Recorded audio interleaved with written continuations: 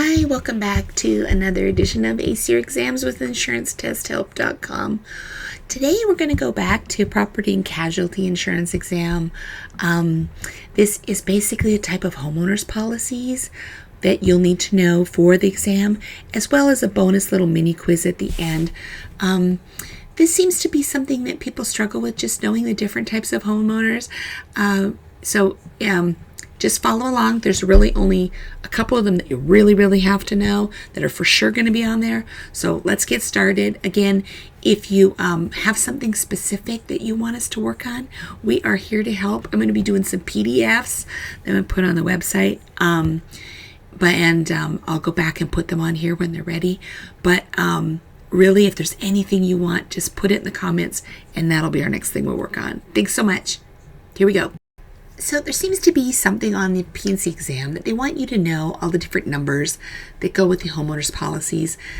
I don't know why, kind of stupid, but it is something that you will see on there, and there are a couple that will for sure be on your exam.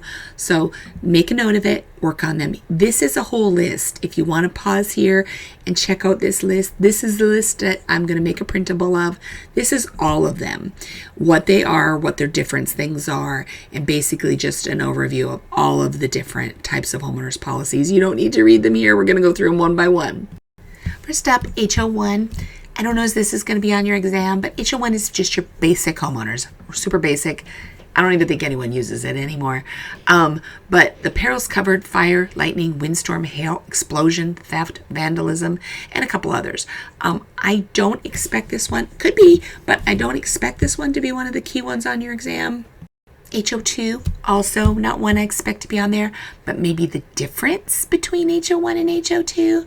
So this one includes all the HO1 perils plus additional ones like falling objects, weight of ice, snow, or sleet, accidental discharge of water, and electrical surge damage. This is also a very limited policy. You'll probably never see one in your career.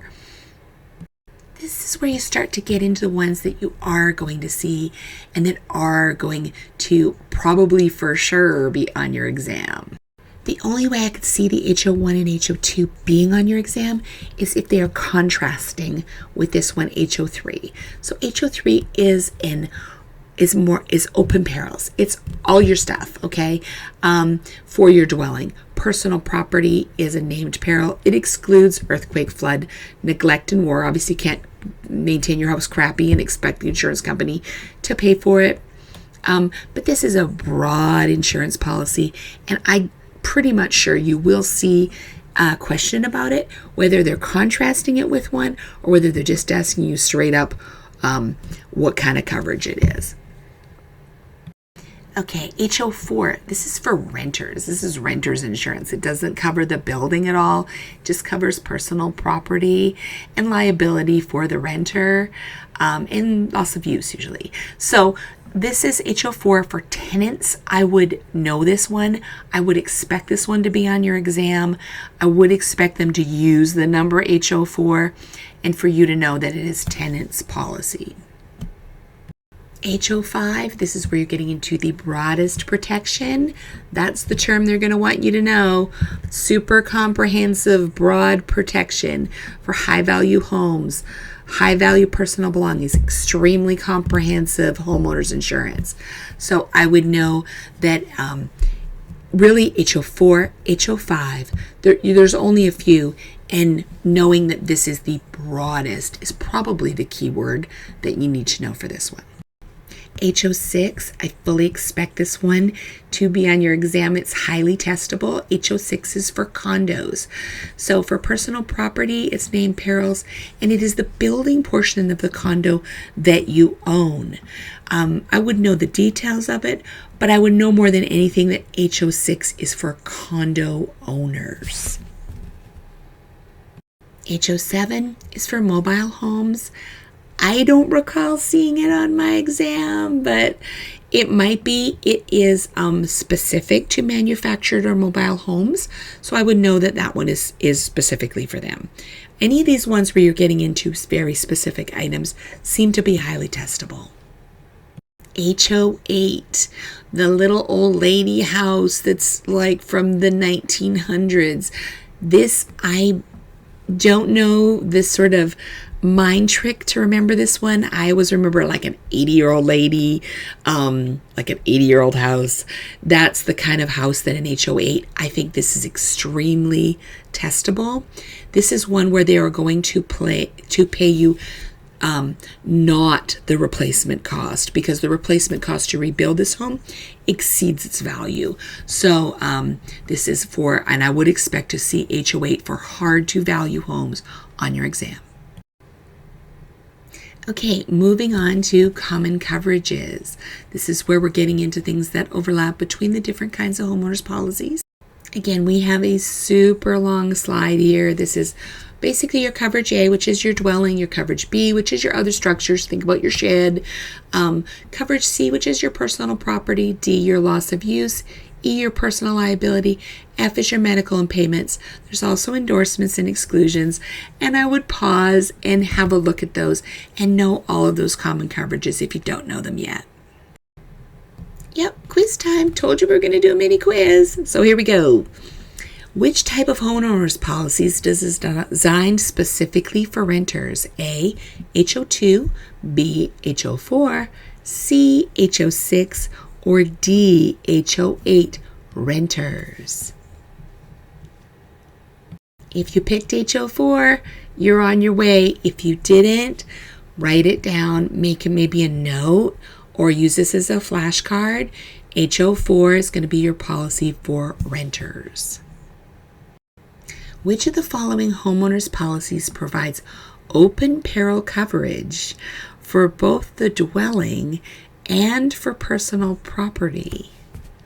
A, HO3, B, HO4, C, HO5, or D, HO6?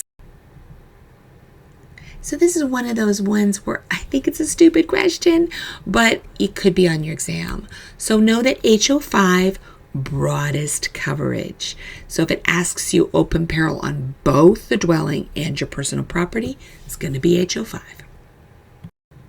An older home where the replacement cost significantly exceeds the market value would most likely be insured under which type of policy?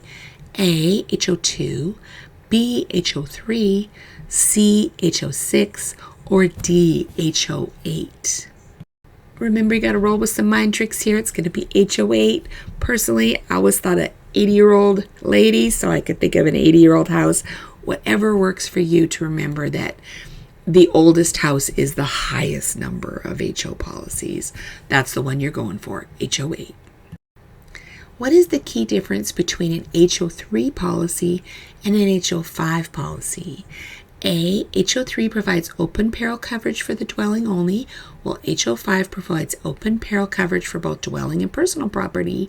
B, HO3 covers renters, while HO5 covers condo owners. C, HO3 provides named peril coverage for the dwelling, while HO5 provides open peril for the dwelling. Or D, HO3 includes earthquake coverage, where HO5 does not. A is the right answer for this one. HO3 provides open peril coverage for dwelling only, well, HO5 provides open peril for both dwelling and personal property. I don't know if you'll get this on there. The key is to remember HO5 is the broadest coverage, so open peril on both of them. Which policy is specifically designed for condominium owners? A, HO4, B, HO5, C, HO6, or D, HO8? Correct answer we're looking for here is C, HO6. That's for condo owners. If you got it right, yay. If you didn't, this is highly, highly testable. I would almost guarantee this will be on your exam. So please know which one is for condo owners. It's just an easy win for you. Which homeowner policy offers a basic coverage for named perils and is rarely used today? 1, HO1, B, HO2, C, HO4, or D, HO7?